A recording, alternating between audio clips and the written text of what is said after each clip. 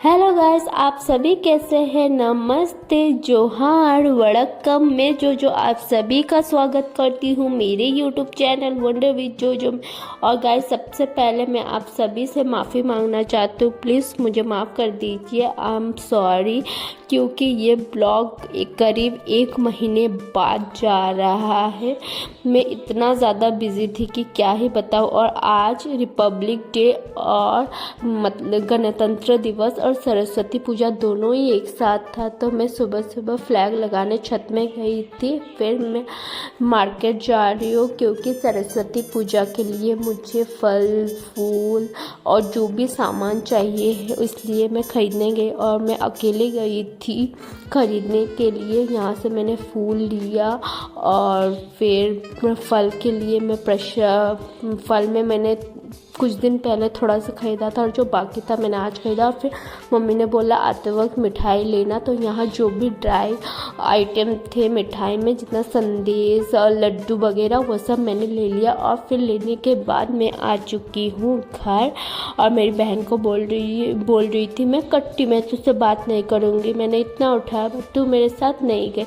और सबसे मेन हम बोरोई, कुल बोरोई और जितना भी तरह का बोरोई था वो भी मैंने लिया था, क्योंकि सरस्वती पूजा में ये बोरो यूज़ होता है। फिर मैं नहा धो के गई थी एक्चुअली फल लाने, और आके और थोड़ा सा मैंने हमारे पौधे में जो फ्लावर्स उठे थे वो सब ले लिया। फिर मैं यहाँ पूजा करने बैठ गई। आपको पता है सरस्वती पूजा हम क्यों मनाते हैं?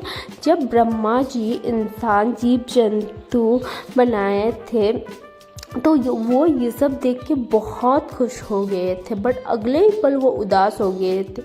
क्यों? सब कुछ शांत है, जब मानो जैसे सब चीज़ों में ज़िंदगी होते हुए भी कुछ नहीं महसूस हो रहा है। फिर वो इस समस्या का समाधान के लिए भगवान शिव के पास गए और उन्होंने सब कुछ बताया। तभी शिव जी ने उनको उपाय बताया, तो वो दौड़े भागे आए और अपने कमंडल से जल छिड़का। तभी एक देवी प्रकट हुई, उनके एक हाथ में बीना था।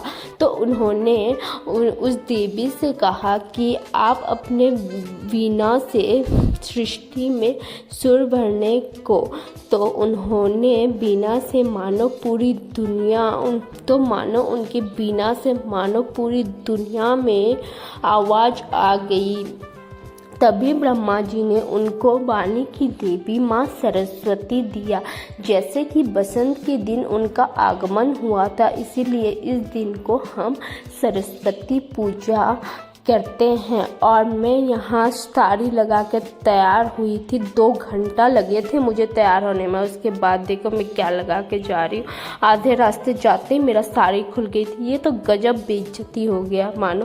सभी लोग, कोई भी उस दिन साड़ी के अलावा कुछ नहीं लगाया।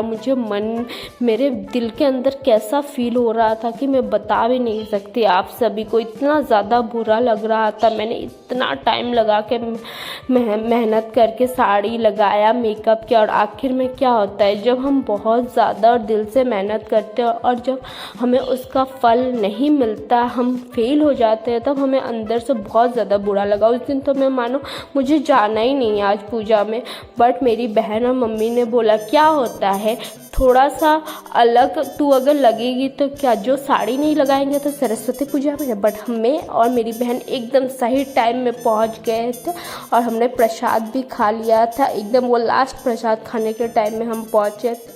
और मेरी बहन खुश हो रही थी क्योंकि उसने भी तो सलवार लगाया था, उसके पास साड़ी नहीं था जो उसे चाहिए था, इसलिए मन ही मन वो बहुत ज़्यादा खुश हो रही थी।